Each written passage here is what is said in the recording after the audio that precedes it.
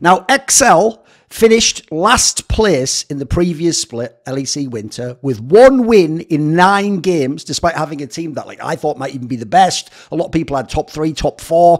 People expected this could be, I don't know about super team, but kind of like this whole team was supposed to be good and like underrated players. And it would come together and it would be the best XL lineup ever, hopefully, which actually is in the modern day not that bad and a feat to try and reach for. The last team was able in the previous year to make playoffs and obviously had some good players. The problem is, it went terribly. They won 1 game out of 9, and they immediately, as an org, began shedding players, benching players, making moves to try and, you know, reformulate and get a better squad. So the last game of LEC Winter season, which is the round robin of best of ones, was on the 6th of February. And on the 8th of February, news came out that Youngbuck and Nelson, the coaching staff, were going to be like fired, wouldn't be a part of XL going forwards. On the 15th of February, Targamas, it was reported, would be benched and wouldn't be a part of the team going forwards. On the 8th of March, they signed the replacement for Targamas, which was Limit as the support player, and also signed Hedon as a coach, presumably to replace Youngbuck. Then on the 21st of March, Vethio was benched, it seems, against his will. It wasn't what he actually chose, although you'll see.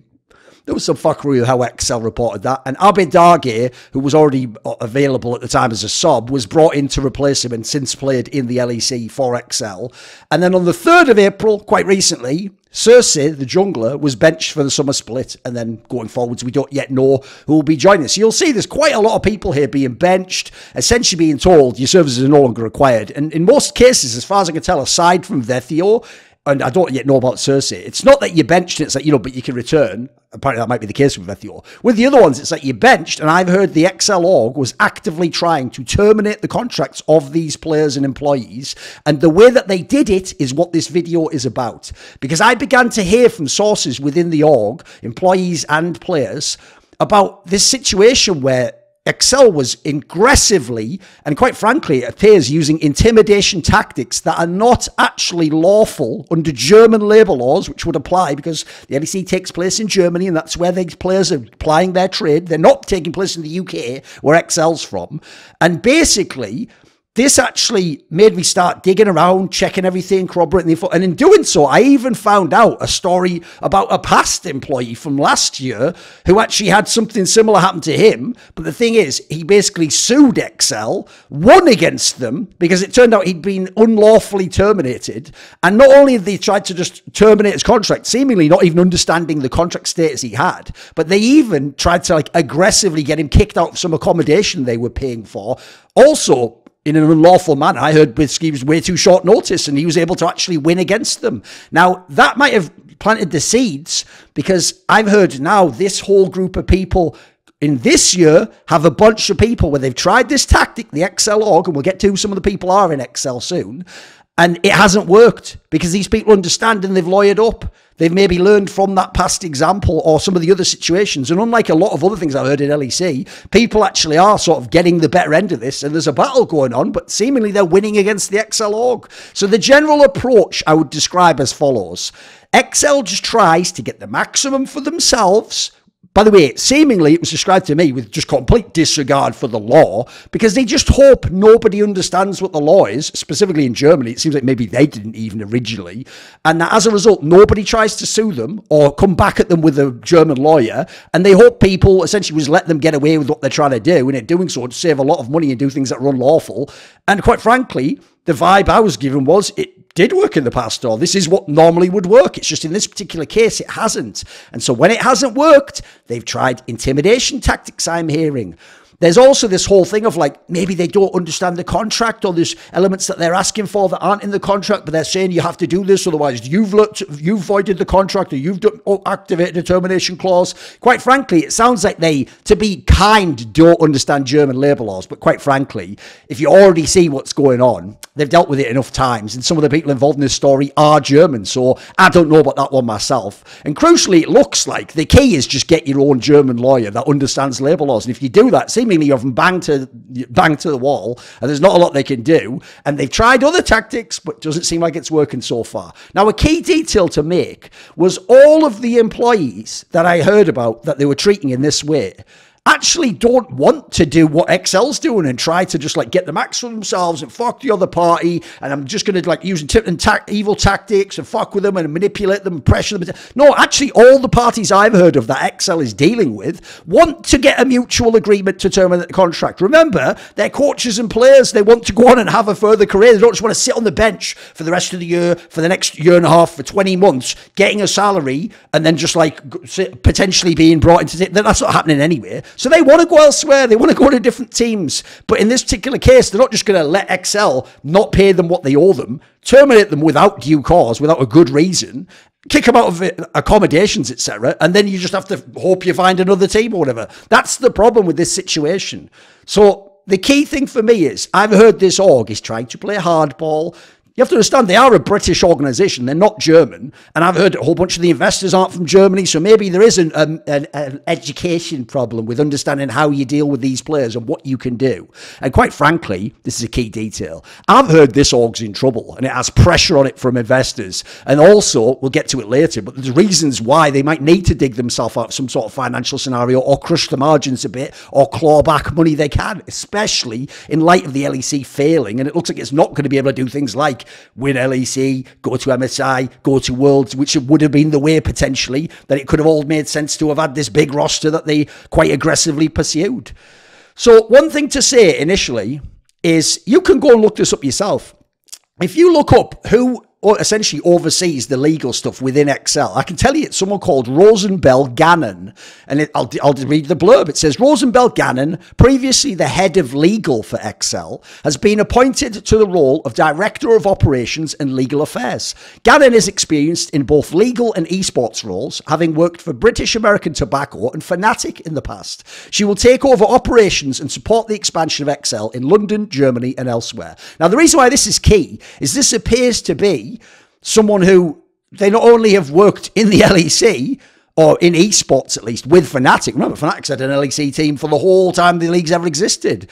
But they also previously were head of legal for Excel, and now they still work in legal in the sense that they're Director of Operations and Legal Affairs. So this scenario, I've heard this is who these people, these employees deal with. And quite frankly, it's a UK lawyer, they say. It's not someone, I don't actually know the background of this individual, but it's not a German lawyer, and that seemingly is where a lot of this arises from. So I've heard basically, because they're a team that's under pressure, they need to claw back money, that they're in deep shit right now. Because as of right now, if you look at some of the people that have been benched, etc., they're having to pay these people, or they're going to have to pay them, or they've already started to pay them and make deals with them. So there's people like Vethio, Targamas, Youngbuck, Nelson. These people are all out there. I've even heard, by the way, that knowing what's going on in the org, and especially that they maybe don't have that much money, that's one of the reasons why not only does seemingly everyone joining the org magically come from Schalke, you'll notice, Tim Rijkaard's old organisation, but more importantly, I've heard this is why coaches like Yamato Cannon, Grabs, champion-level coaches of top teams over the last few years, this is why I've heard basically they passed on this deal and didn't take the offer to come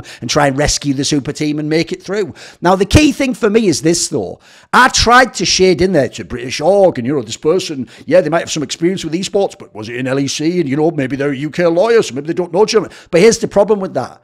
The CEO of Excel Esports is Tim Rijkaard, and he is both German and worked in a German org in esports and within LEC already. So we'll get back to that. But that means, quite frankly, he is responsible for what happens underneath him. If not, I've heard he makes a lot of decisions himself on the roster and what's going on with some of this stuff. And quite frankly, that means he doesn't get to use ignorance as an excuse.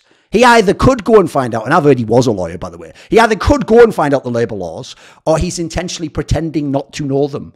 So let's get into this. Because I've heard, basically, that Excel has been threatening staff and players that they no longer want to work with termination of their contracts if they don't accept a fee that Excel offers them.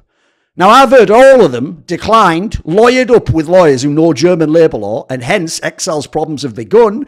And so Excel, instead of just making a deal, which they did with someone, they've instead had to come back and try different tactics. There's more than one way to skin a cat, right? There's ways you can make someone take a deal they don't want to take. Maybe you put pressure on them, make it annoying for them to have to do all the things. Maybe you make all these hoops they have to jump through. Maybe you fuck with them. Maybe you imply something can happen, like you can kick them out. So there's all sorts that you can just imply something that wasn't in the contract. You didn't do this, and I asked you to. And you were rude to me or whatever. You're just looking for any reason to do it. So here's the thing. I heard they threatened an employee that if he didn't accept just 2 months' salary, and this guy also had loads of time left on his contract, and to say it was a mutual termination, then they were just going to fire him somehow. Now, understandably, because this guy knew what he was doing, he declined it, and then they still sent him the termination letter because they didn't know he had a lawyer. Maybe they thought maybe he's just got an agent, or maybe he's not from Germany, so he doesn't know German law. Problem was, he did, and he got a German lawyer. And so they also, I heard, wanted, just like the story with the previous employee, also wanted to just boot this guy out of accommodation that they were paying for in like super short notice, and so that a different staff/employee could move in there instead. And so all of this, there was war in this particular case. Now, I've heard the actual employee in this case was able to flip the dynamic and put the pressure back onto Excel, because when they looked into it all and saw how many unlawful things supposedly Excel was demanding and things that they were trying to say that wouldn't work in Germany anyway and weren't in the contract and didn't apply, and there wasn't essentially just cause to fire him or terminate him, I've heard basically he spun the dynamic and was like, actually, you know what? You've got a short term to accept my offer, my counter offer, and if you don't, we just go to court and I sue you. And basically, I heard they just caved. That's why I'm very interested to see what happened in the other cases. I've heard they just caved, accepted his offer so that he wouldn't sue them for unlawful termination. And by the way, I've even heard in their contract that they were trying to claim in the contract that like they can just give you 2 months notice and fire you, which I'm informed is not legal in Germany. That does not work. And I even heard they tried this shady angle where once he started going down the legal path and sending in his demands and they even tried to delay as long as possible when they would answer and how long it would take to answer, etc., because they were hoping they could outrun some kind of statute of limitations beyond which you can't sue them in this particular way.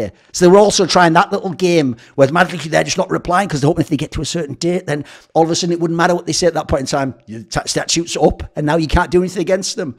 Then I heard there's another employee that has had multiple rounds going back and forth trying to negotiate what they think is a reasonable deal with these people. Because I've heard they offered this person less than half of his remaining contract, a very good contract, I heard, and that they refused to negotiate further and they started trying to strong arm him.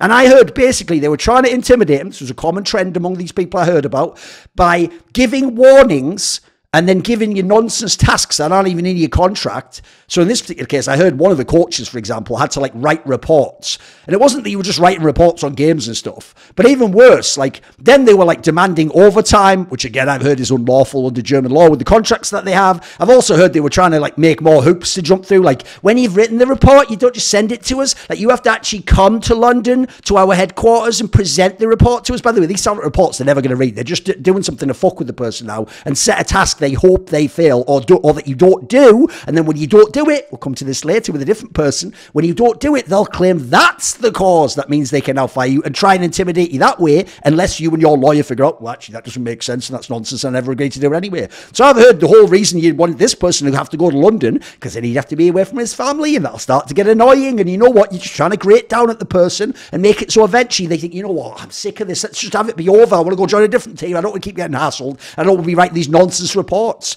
Then there's another employee I heard about. I've heard with this particular individual, because it was someone who, let's just say, is more of a vulnerable figure than some of the other ones I'm talking about. They just had the full court press on this guy from the beginning. I've heard as soon as they wanted rid of him, they had the full court press on him. I've heard with this guy, they were saying once he was benched, like, right, you have to play X number of games per week in solo queue. Oh yeah, and also you have to stream Y number of hours on Twitch each week. Oh, and you know what? Also, even though you're benched and normally it's traditional, you know, you'd be like with the team, or you could be part of the vibe, or you could be like a fucking sub, or you could help people 1v1, or you could just be part of like the staff or something, or we could use some, no, I've heard basically they also isolated this individual, so he's not with anyone, so it's just him, his lawyer, and then they're just going to work on this motherfucker. And I've heard basically the threat was, if he didn't hit those metrics, number of solo queue games played, number of hours streamed, then he would be terminated. Even though those terms were not in this person's contract.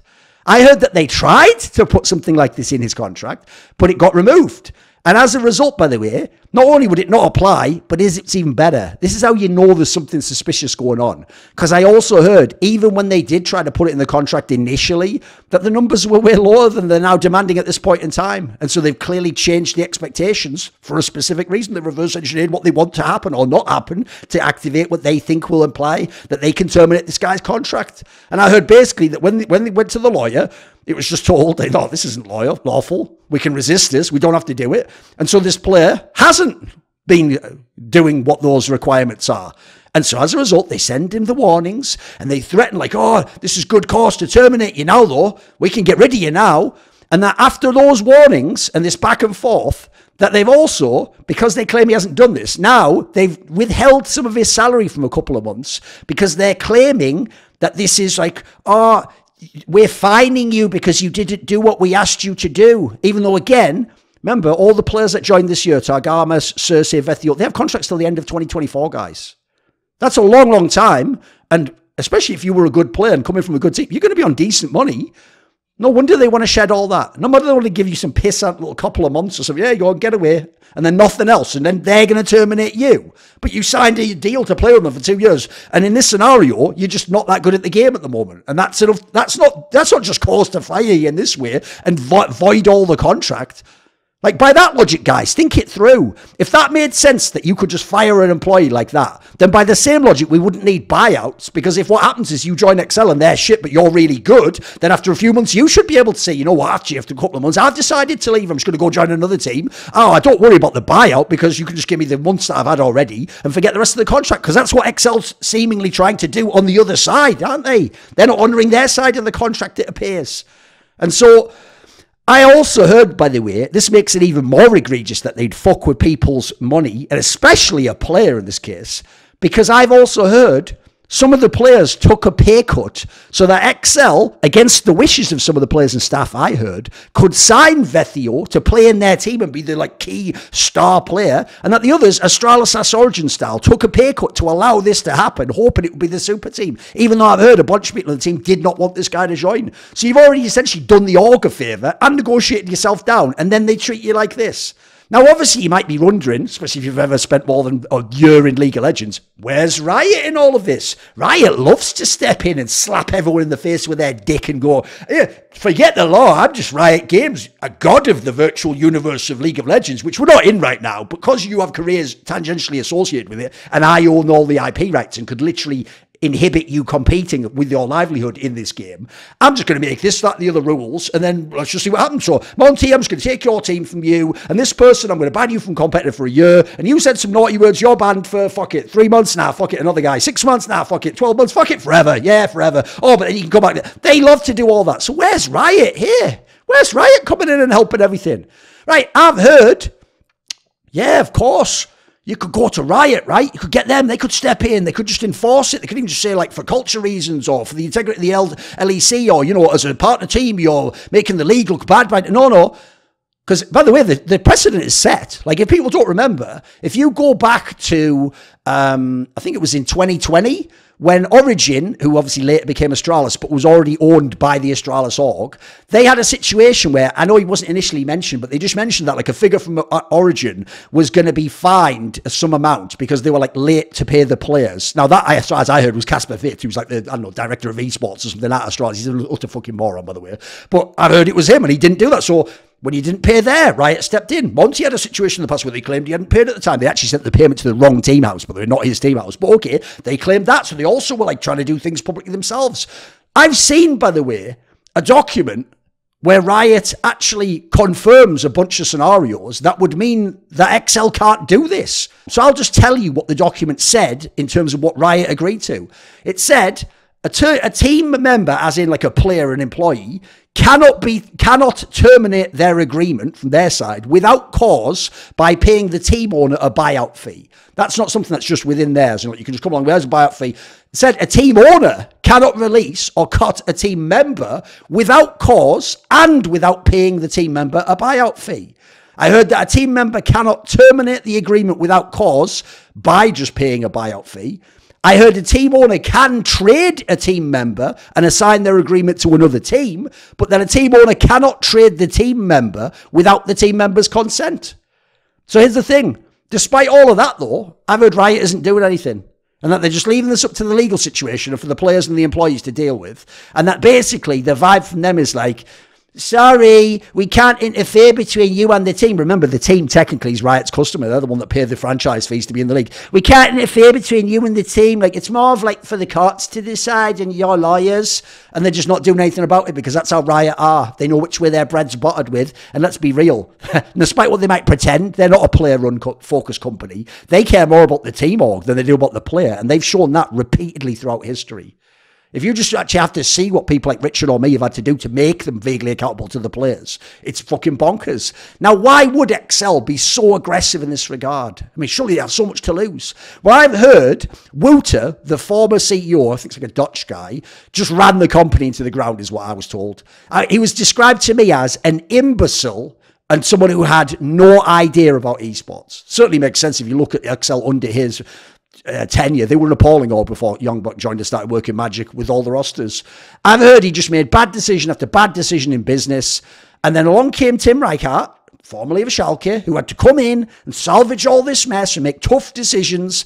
And you know what? On top of that, because they had Youngbuck, because they had the good core pieces from last year, because some big pieces were available in the offseason, they also went essentially sort of all in on this super team. And unfortunately, they're not in a position where it's going to recoup in terms of interest and sponsor activations what they hope they could, because they're not going to get to finals right now, right? They're not going to be MSI. It doesn't look very likely they can get to Worlds as of right now. So there's panic, I've heard, within there. There's investor pressure on these people, including the Tim guy who came in. And here's the thing. I've even heard that Tim himself has to report to like someone who like represents the investment group that invests in Excel. And so he has to go to his bosses, as it were, and sort of tell them what's going on and why things are the way they are.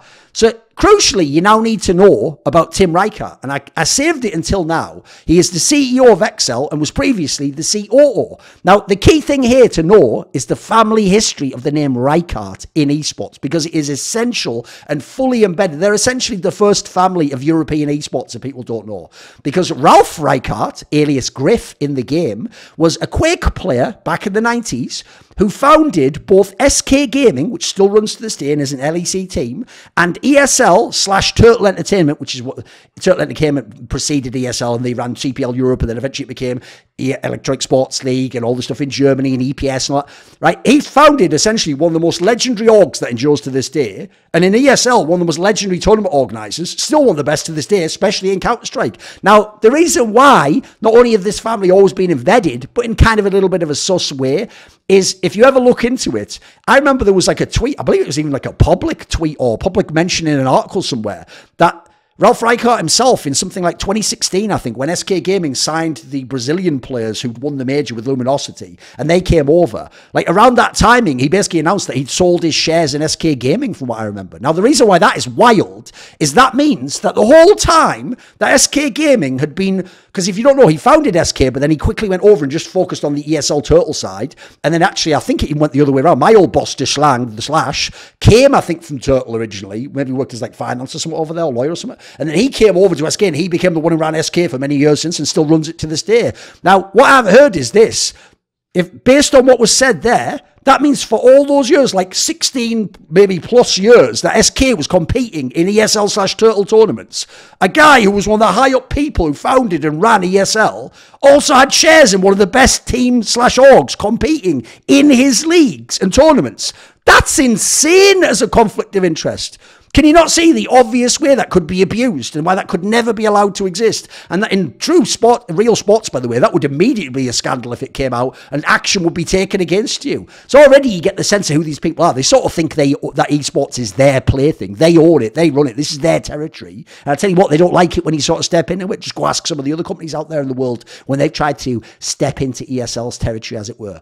So Ralf Griff was a player. He mainly managed the team and did all that and wasn't like a top player. His brother, famously, Benjamin Rijkaard, was alias Kane and was one of the best Quake/Quake World players. In an early Quake 3, even was pretty good when he played with some of the SK lineups. And then you have Tim, who also, along with Kane and Griff, Tim Rijkaard, founded SK Gaming. Interestingly, he was also himself, by the way, actually a former professional footballer. I know Benjamin Kane was actually pretty good at football, but Tim Rijkaard was able to play for Rot-Weiss Oberhausen and SSVG Velbert. So these are real professional teams, but they're obviously not super high up, but they're still real teams. And then obviously he was the head of FC Schalke 04, no fear, when they were in esports. They were actually, if people don't know, bear in mind the budgets, they had a pretty good team. They used to hover around like 4th to 6th. They'd be like a playoff team often. They had that miracle run in 2020. They've just been a good team. They had Dylan Falco back in the day and Upset and Odoam there. They had some good players. They had some top players. They had some MVPs of the league, etc. Not during their tenure, obviously. Now, here's what's crazy. Not only is he German, not only does he have a long history in esports, and has he been around even things like if you worked as a football player, mate, you'll have a sense of German labour laws, and you might have had an agent yourself. And also, I've heard Tim's dad was a labour lawyer or is a labour lawyer.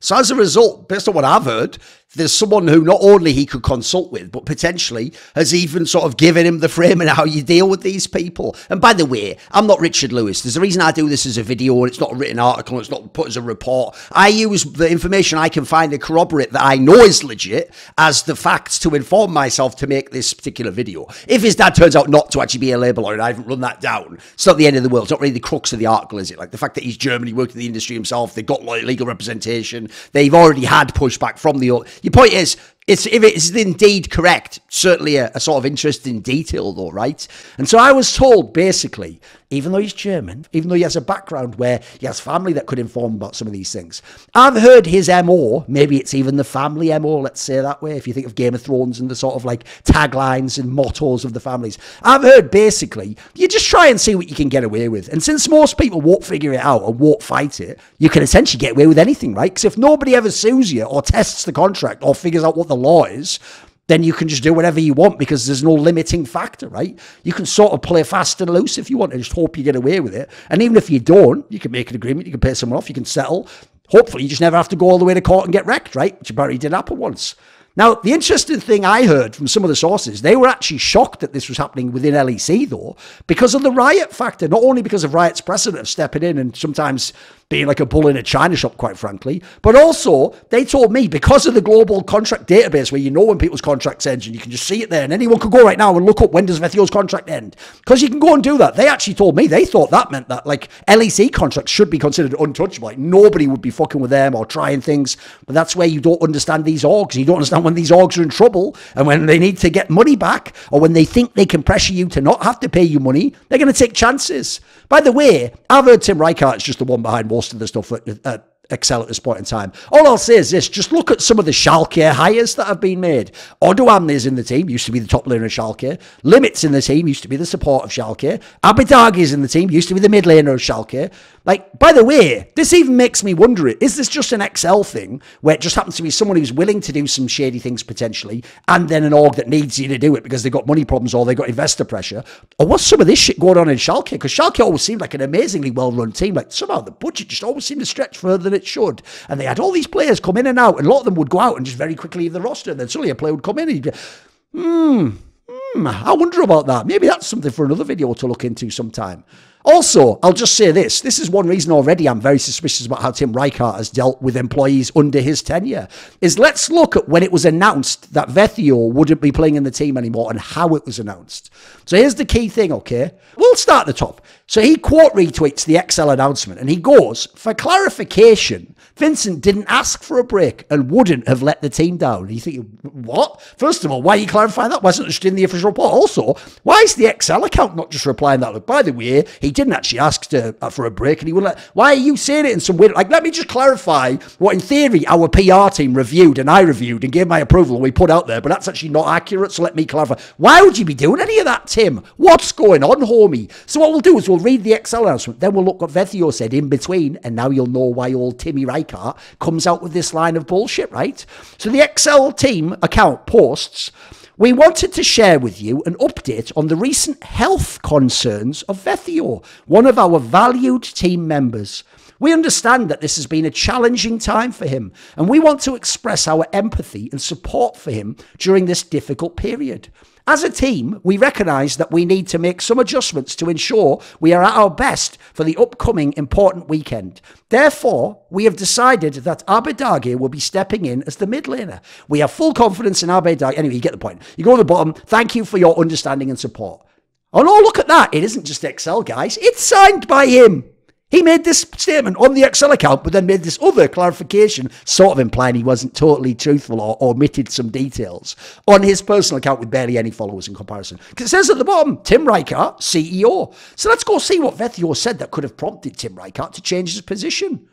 So this is in like ascending order. So start at the bottom. Vethior says, I've been really far from social medias in the past 2 months, so I want to express a bit how I feel. I've been depressed since Winter Split, and I don't know how to get better if not winning. I think it is time to take a bit of care of myself. Okay, that would align with what Excel said, right?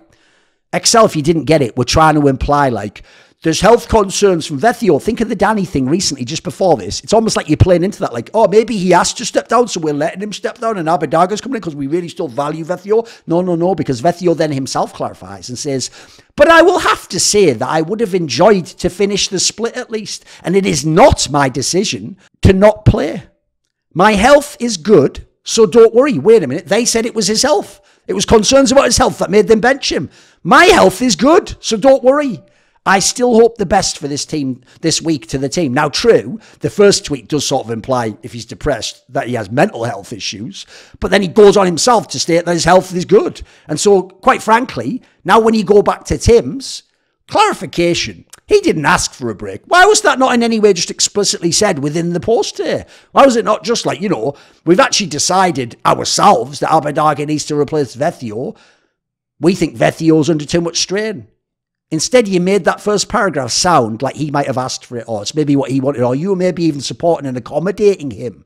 Because that's another thing. When you say that, like, we want to express our support for him, well, he's just said he wanted to finish the split. So to support him and his decision of what he wants, you'd have to let him finish the split, wouldn't you? So I don't know about that. I feel like you're just playing fast and loose with words there. And you're intentionally trying to tell me one thing, knowing that I'll take a certain conclusion. And then later, only when pressed, you clarify, oh, that's not what I meant. No, what I meant was this. Something I could have just said, but didn't. And I'll do it on my personal account, not the main Excel account as a follow-up. I don't know about that. That's a bit sus if you ask me. Now, I'll give you one last little gem, just because it's Tim Rijkaard related. You know what, homie? That upset story with TSM all those years ago, where I never said that they poached. I said Lena's own words did. That's sort of come back to bite you, hasn't it? Where you tried to come out and say, this didn't happen. And then everyone tried to attack me. You know what? Karma's a bitch, innit? So I heard, are you ready? Remember last year, that scandal where the social media manager of Excel, an imbecile called Fosty, who came from like, he was doing that thing where at one point he like wanted to be like, to like transfer as a social media manager. Like I could work for like G2 or Fnatic, or like I should be on these teams. And he had some like fucked up Discord where other moron fans, including Fnatic fans, go and post seemingly like quite off colour, I mean, just flat out cancelable shit on this Discord I've heard. And this is a pattern of years of this behavior. And this person's known as a moron. It's just someone that some of the idiot, like LEC Zoomers think it's funny. Like, he posted a meme. Ratio. Ratio. That sort of nonsense, right? It's one of those morons. And by the way, he famously has an enormous ego and thinks he's like the shit. And is some like world fucking shaper because he's doing social media memes. Oh, here's the gem for you guys. He was up to his bullshit before he ever joined Excel. Well, here's what I heard from internal sources. I heard that not only Excel, but Tim Rijkaard himself already knew about the issues with the Fosty guy before he joined Excel. I heard that they'd already seen the infamous Discord screenshots, which everyone posted after he got wrecked, and people were already putting out there to try and fuck with him. And I heard that basically they just did a call with the Fosty guy, and he convinced them, like, oh, it's just people out to get me and like making up a story and stuff. And even though they had evidence, and even though I've even heard the Tim Rijkaard guy apparently like joined the Fosty Discord and saw the stuff that was in there. I've heard even after the shit that happened, he was fighting to keep this guy because he was doing numbers with his memes. And I've heard the Fosty idiot, by the way, while in Excel, thought that he was going to be like some superstar and would brag to people like, I could just go and join like Evil Geniuses for more money. Like a lot of people want me. And obviously, if people don't know, what ended up getting him wrecked wasn't just some of the outrageous things he said. There were things which, tying it back in Germany, get you in a lot of trouble if you question certain historical events, let's just say, or make inferences that you side with certain political ideologies, which I would say are beyond the pale in the modern day, especially if you live in Germany, right? So there's just a little gem for you. Sounds like Tim Rijkaard just only cared about numbers in that sense and didn't really actually maybe give us a genuine statement of what he thought about the Fosty thing, or why Fosty was fired, or what the understanding was when he was hired. Just putting that out there. The Beatles said they get by with a little help from their friends, but I get by with a little help from my Patreon community. And this video was kindly supported by Matt Pugnatio Rajcula, Ahmed Hadjou, Bot Pounder 420, Torin, Animosity, Tobias Bernasconi, Jensen Goh, Tosh, and a special thanks always goes out to my main man Jerky's Minion. Would you like to ask me a question in my monthly video AMA? Do you want teasers to find out who are the upcoming guests? Maybe you want to take part in one of those lengthy but intense esports discussions I have with my donators, or maybe you want to suggest a guest or a topic that I could cover. Well, if any of those tickle your fancy, put your money where your mouth is and join the Skrilluminati today, where in the description box below there is a Patreon link.